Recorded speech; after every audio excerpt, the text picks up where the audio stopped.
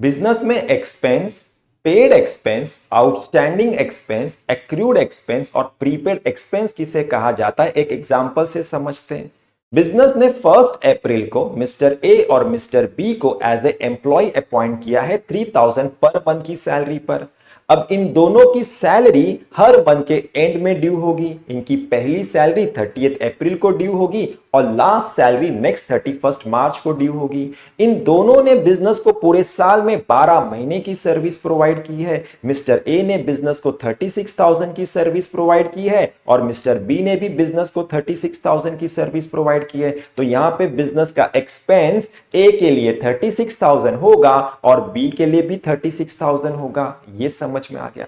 Business ने mister A को पूरे साल में 11 महीने की सैलरी पे की है और बिजनेस ने मिस्टर बी को पूरे साल में 13 महीने की सैलरी पे की है। तो यहां पे बिजनेस का पेड एक्सपेंस ए के लिए 33,000 होगा और बी के लिए 39,000 होगा। ये भी समझ में आ गया। मिस्टर ए की एक महीने की सैलरी 3,000 जो बिजनेस में ड्यू हुई है लेकिन बिजनेस ने पे नहीं की है, उसी 3,000 को आउटस्टैंडिंग एक्सपेंस कहा जाता है। ये भी समझ में आ गया। बिजनेस ने मिस्टर बी को 1 मंथ की सैलरी 3,000 एडवांस में पे की है, उसी 3,000 को प्रीपेड एक्सपेंस कहा जाता है। ये भी समझ में आ गया। बिजनेस ने 16 अप्रैल को मिस्टर सी को एज ए एम्प्लॉय अपॉइंट किया है 3,000 पर मंथ की सैलरी पर। अब मिस्टर सी की सैलरी हर मंथ के मिड में ड्यू होगी। सी की पहली सैलरी 15 मई को ड्यू होगी और लास्ट सैलरी 15 मार्च को ड्यू होगी।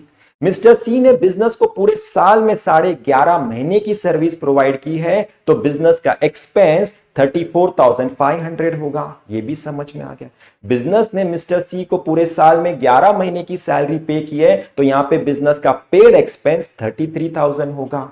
मिस्टर सी की 15 दिन की सैलरी 1,500 रुपए जो बिजनेस में इनकर्ड हुआ है लेकिन ड्यू नहीं हुआ है, उसी 1,500 रुपए को एक्रूड एक्सपेंस कहा जाता है। ये भी समझ में आ गया।